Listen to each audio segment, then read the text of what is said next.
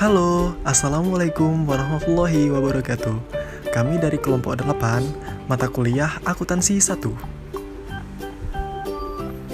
Baiklah, di sini kami ingin menjelaskan tentang laporan arus kas.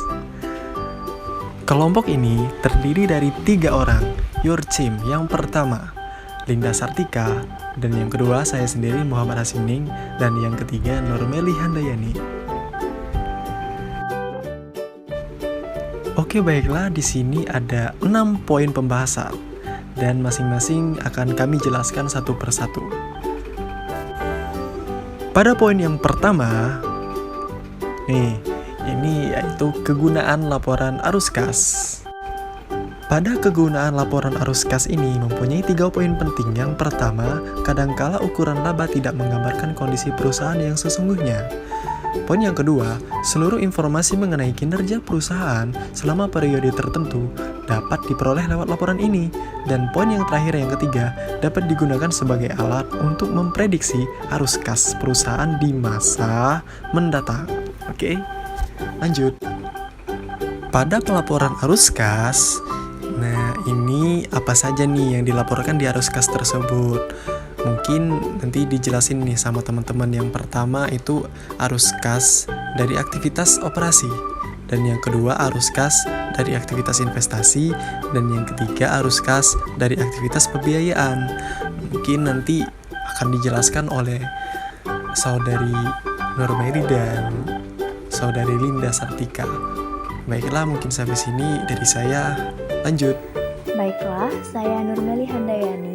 Di sini saya akan melanjutkan materi mengenai arus kas dari aktivitas operasi dan arus kas dari aktivitas investasi. Yang pertama yaitu arus kas dari aktivitas operasi. Terlebih dahulu saya akan memperjelas apa itu arus kas. Jadi arus kas atau cash flow ini adalah sebuah perincian yang menunjukkan jumlah pemasukan dan pengeluaran dalam suatu periode tertentu. Lalu, apa sih arus kas dari kegiatan operasi ini? Dan apa saja sih yang termasuk dari arus kas ini?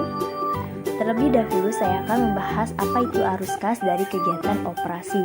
Jadi teman-teman, arus kas dari kegiatan operasi ini adalah arus kas yang berasal dari transaksi, di mana transaksi tersebut berasal dari kegiatan transaksi itu sendiri. Jadi, maksudnya di sini, arus kas ini biasanya transaksi yang berupa pemasukan dan pengeluaran seperti yang sudah saya perjelas mengenai arus kas tadi. Jadi, arus kas ini selalu berkaitan dengan pemasukan dan pengeluaran. Lalu, transaksi apa yang dimaksud? Contoh-contoh dari transaksi arus kas dari aktivitas operasi ini apa saja sih?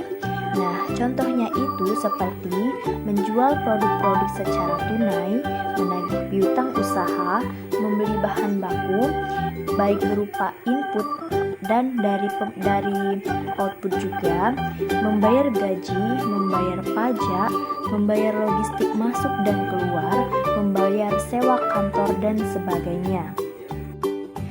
Untuk menghitung dan melaporkan jumlah arus kas bersih dari aktivitas operasi ini, ada dua macam metode yang bisa digunakan. Metode apa saja itu?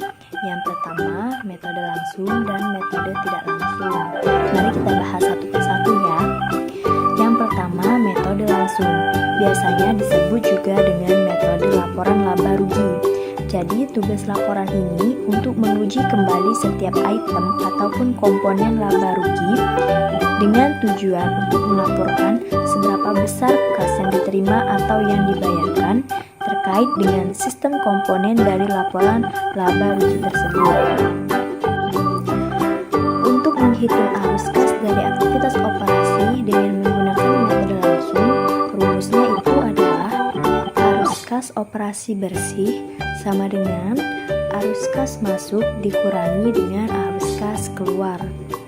Kalau menggunakan metode tidak langsung, rumusnya adalah arus kas bersih dari aktivitas operasi sama dengan laba bersih ditambah komponen penyesuaian ditambah perubahan modal kerja. Diasumsikan komponen penyesuaiannya di sini hanya terdiri dari depresiasi dan amortisasi. Baiklah, materi selanjutnya yaitu arus kas dari aktivitas investasi. Apa sih arus kas dari aktivitas investasi? Jadi arus kas dari aktivitas investasi adalah uang masuk dan keluar yang terkait dengan investasi jangka panjang perusahaan.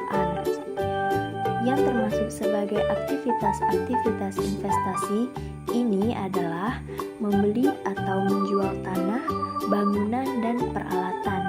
Jadi, secara garis besar, aktivitas investasi ini berkaitan dengan menumbuhkan bisnis dan membawa keuntungan untuk perusahaan dalam jangka panjang. Nah, untuk pelaporan arus kas dari aktivitas investasi tidak dipengaruhi oleh metode langsung ataupun metode tidak langsung, seperti arus kas dari aktivitas operasi yang sudah dibahas sebelumnya. Di sini diperjelas, jika arus kas masuk dari aktivitas investasi lebih besar dibanding dengan arus kas keluarnya, maka arus kas bersih yang dihasilkan oleh aktivitas investasi akan dilaporkan. Berdasarkan formula tersebut, berikut ada ilustrasi pelaporan arus kas dari aktivitas investasi pada PT Kubu Indah untuk tahun yang berakhir 31 Desember 2010. Baiklah, bisa kita lihat di laporan arus kas pada PT Kubu Indah itu masuk kas dari penjualan tanah sebesar 360 juta. Dengan beban penyusutan bangunan sebesar 35 juta dan keuntungan atas penjualan tanah tersebut sebesar 60 juta akan diperoleh dalam pelaporan arus kas dari aktivitas operasi. Selanjutnya, beban penyusutan itu akan mengurangi laba bersih tetapi tidak memerlukan arus kas keluar, sehingga 35 juta itu akan ditambahkan kembali ke laba bersih untuk menentukan arus kas dari aktivitas operasi. Kas bersih sebagai hasil dari penjualan tanah sebesar 360 juta yang dimana di dalamnya itu meliputi nilai buku dari tanah yang dijual sebesar 300 juta beserta keuntungannya sebesar 60 juta. Itu dilaporkan dalam pelaporan arus kas dari aktivitas investasi. Besarnya keuntungan atas penjualan tanah ini juga masuk sebagai komponen penambahan laba bersih dalam laporan laba rugi. Jadi, untuk menghindari laporan berganda, maka besarnya keuntungan yang telah dilaporkan dalam laporan laba rugi itu akan dikurangkan dari laba bersih untuk menentukan arus kas dari aktivitas operasi. Baiklah, saya akan melanjutkan poin selanjutnya.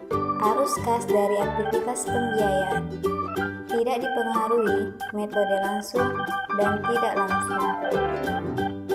Jika arus kas masuk dari aktivitas pembiayaan lebih besar dibanding dengan arus kas keluarnya, maka arus kas bersih yang dihasilkan oleh aktivitas pembiayaan akan dilaporkan. Sebaliknya, jika arus kas masuk dari aktivitas lebih kecil dibanding dengan arus kas keluarnya, maka arus kas bersih yang digunakan dalam aktivitas pembiayaan dilaporkan. Berikut adalah contoh laporan arus kas dari aktivitas pembiayaan. Bisa kita lihat contohnya.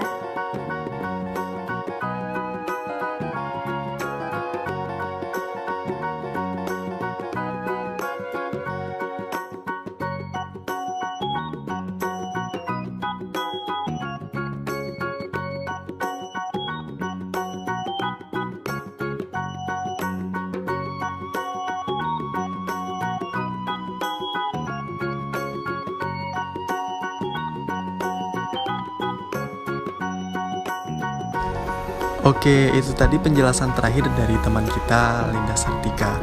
Baiklah, mungkin ini saja yang bisa kami jelaskan. Kurang lebihnya kami mohon maaf dan saya akhiri. Wassalamualaikum warahmatullahi wabarakatuh.